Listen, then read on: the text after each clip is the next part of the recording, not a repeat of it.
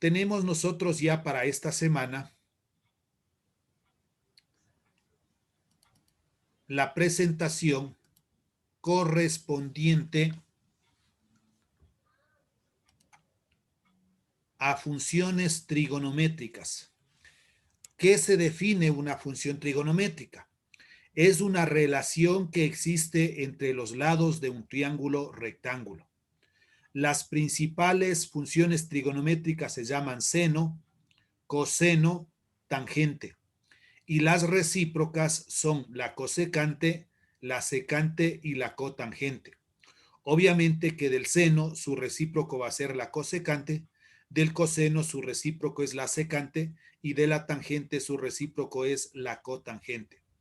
¿Cómo se simboliza las funciones trigonométricas? Seno solo se pondrá sen, las tres primeras letras. En su calculadora usted va a encontrar sin. Coseno simbolizaremos cos, tangente, tan, aunque hay algunos autores que le ponen T, A, N, G, hasta la G, pero yo acostumbro a poner solo las tres primeras letras. Cosecante, bueno, vamos primero con esta, secante, sec y cotangente, cot. La única que no podemos ponerle, tal cual como está aquí, cos, sería la cosecante porque me voy a confundir con el coseno. Esta se acostumbra a poner las tres primeras consonantes, es decir, C, S, C. Eso ya lo trabajaremos luego. Luego tenemos nosotros el nombre de la función trigonométrica en la primera columna. La segunda, la definición de la función trigonométrica y su notación. Funciones trigonométricas, aquí nuevamente decimos las principales y las recíprocas. El seno, ¿qué debemos recordar nosotros? Por definición, el seno es un cateto opuesto sobre una hipotenusa. Ya vamos a revisar en un triángulo rectángulo todo esto. El coseno, en cambio, es el cateto adyacente sobre la hipotenusa. La tangente es cateto opuesto sobre cateto adyacente. La cotangente, aquí funciona la parte de lo que es recíproco. La cotangente, su recíproco es la tangente. Lo que aquí estuvo como denominador cateto adyacente, acá pasa a ser a cateto adyacente. Y lo que antes era cateto opuesto, al denominador pasa a ser cateto opuesto. Invertimos la tangente y se convierte en cotangente. La secante, ¿quién debemos invertir? El coseno, es decir, hipotenusa sobre cateto adyacente. Eso es lo que tenemos aquí, hipotenusa sobre cateto adyacente. Y el recíproco del seno es la cosecante, hipotenusa sobre cateto opuesto, y eso es lo que aquí tenemos, hipotenusa sobre cateto opuesto. Signos de las funciones trigonométricas. En el primer cuadrante todos los signos de las funciones trigonométricas van a ser positivas. En el segundo cuadrante el seno y la cosecante son positivas. En el tercer cuadrante tangente y cotangente son positivas. Y en el cuarto cuadrante el seno y la cosecante son positivos. Ya voy a hacer un resumen más corto con respecto a esto.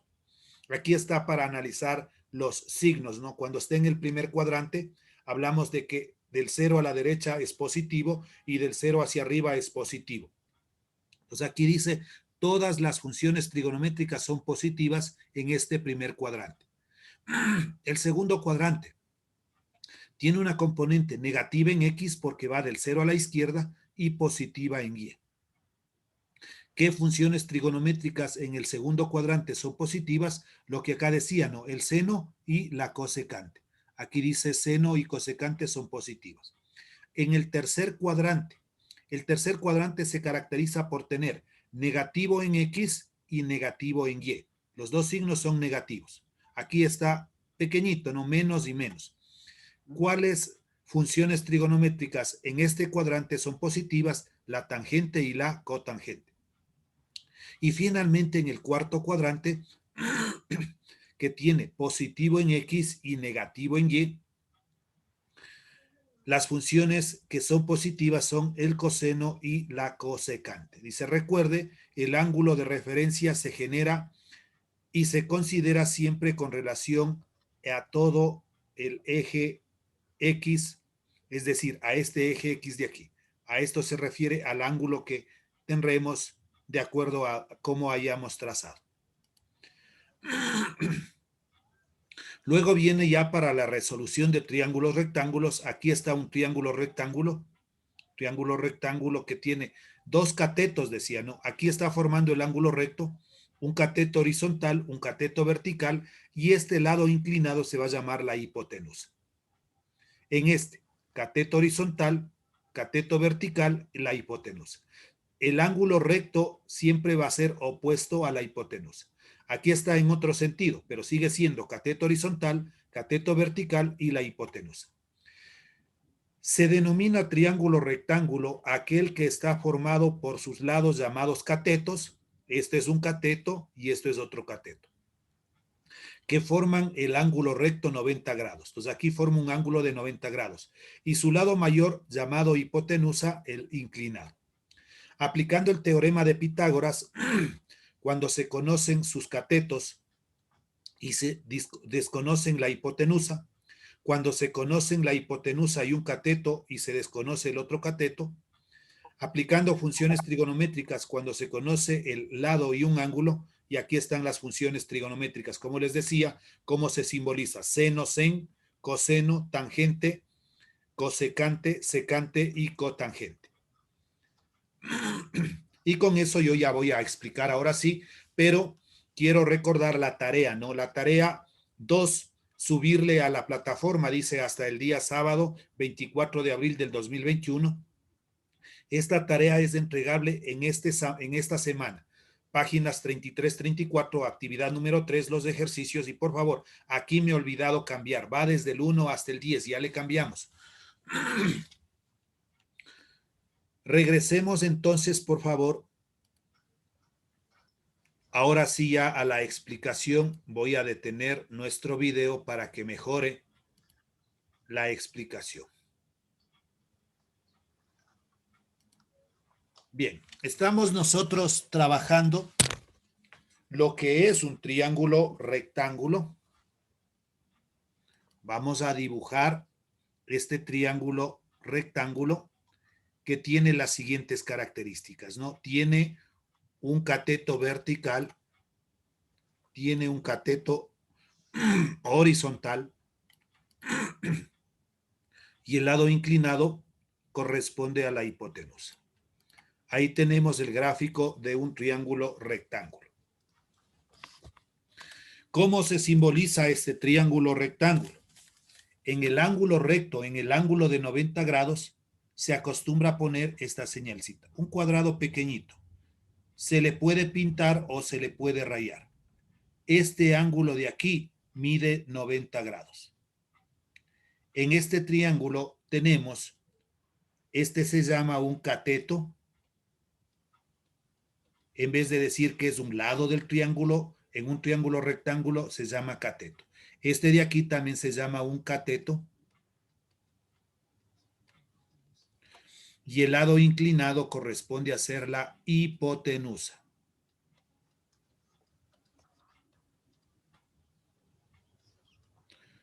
Entonces, hasta ahora conocemos que un triángulo rectángulo está conformado por dos catetos. Siempre esos catetos van a nacer en el ángulo recto y una hipotenusa. La hipotenusa es la más larga, ¿verdad? Correcto, la hipotenusa es la más larga o usted ubica que es opuesto al ángulo recto. Porque puede darse el caso que también el gráfico esté de esta manera.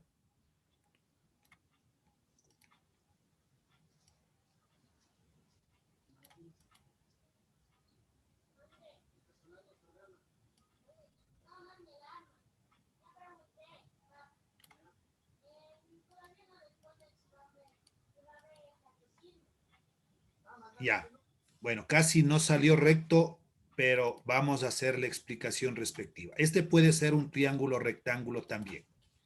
Entonces, asumimos, este no me salió tan recto, ¿no? Que aquí forma un ángulo recto, un ángulo de 90 grados. Este de aquí va a ser un cateto. Este de aquí va a ser un cateto. Siempre los catetos van a nacer en el ángulo recto.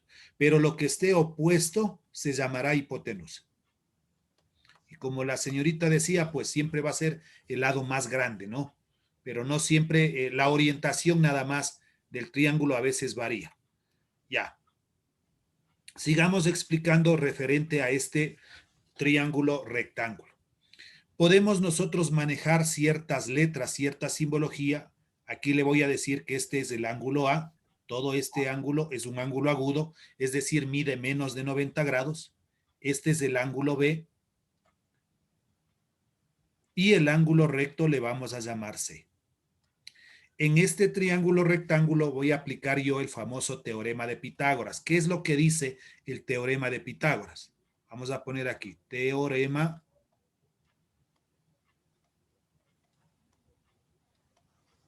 de Pitágoras.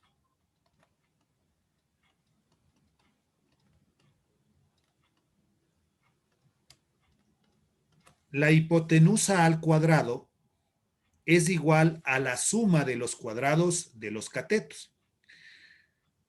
Antes de eso, voy a nombrar, ya hemos nombrado a los ángulos, ahora voy a nombrar a los lados o a los catetos. Si este es el ángulo A, opuesto le vamos a poner aquí A minúscula. Ese es un cateto, A minúscula. Mire, la misma letra de acá. Si esto es el ángulo B, opuesto acá le voy a poner B minúscula. Y si esto es el ángulo C, acá le vamos a poner C minúscula. Con letras mayúsculas se simbolizan los ángulos, pero con letras minúsculas se simbolizan los lados. En vez de decir el lado AC, yo simplemente puedo decir B. O en vez de decir el lado AB, yo puedo decir C. Entonces, de acuerdo al teorema de Pitágoras que decía, la hipotenusa al cuadrado, en nuestro caso nosotros hemos simbolizado con C, sería C al cuadrado es igual a la suma de los cuadrados de los catetos. Nuestro primer cateto es A cuadrado más el otro cateto que es B cuadrado. Eso es lo que dice el teorema de Pitágoras. La hipotenusa al cuadrado es igual a la suma de los cuadrados de los catetos. Y de esto van a nacer ciertas fórmulas. La primera fórmula, cuando yo necesite encontrar la hipotenusa, C va a ser igual a la raíz cuadrada de A cuadrado más B cuadrado. Esta es la primera fórmula que yo necesito que usted se vaya familiarizando. Entonces, cuando tengamos que encontrar la hipotenusa, se suman los dos catetos, pero elevando al cuadrado. Y aquí es raíz. ¿Por qué es raíz? Si aquí está elevado al cuadrado, entonces yo debería aquí elevar a la raíz, se simplificará el exponente con el índice, ya me queda solo C. No hago eso porque necesito esto de aquí mismo continuar la explicación. Ahora, supongamos que yo necesito despejar uno de estos catetos, por ejemplo, el A cuadrado. Entonces yo diría A cuadrado más B cuadrado es igual a C cuadrado.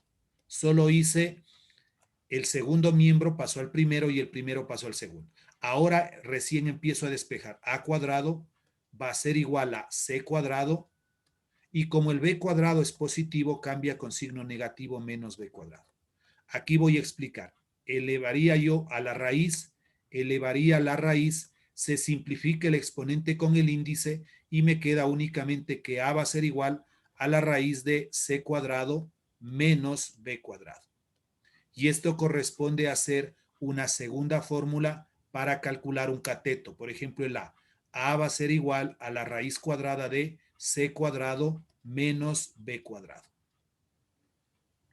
Y nos faltaría cuando tengamos que encontrar el cateto B. Entonces, de aquí mismo despejo.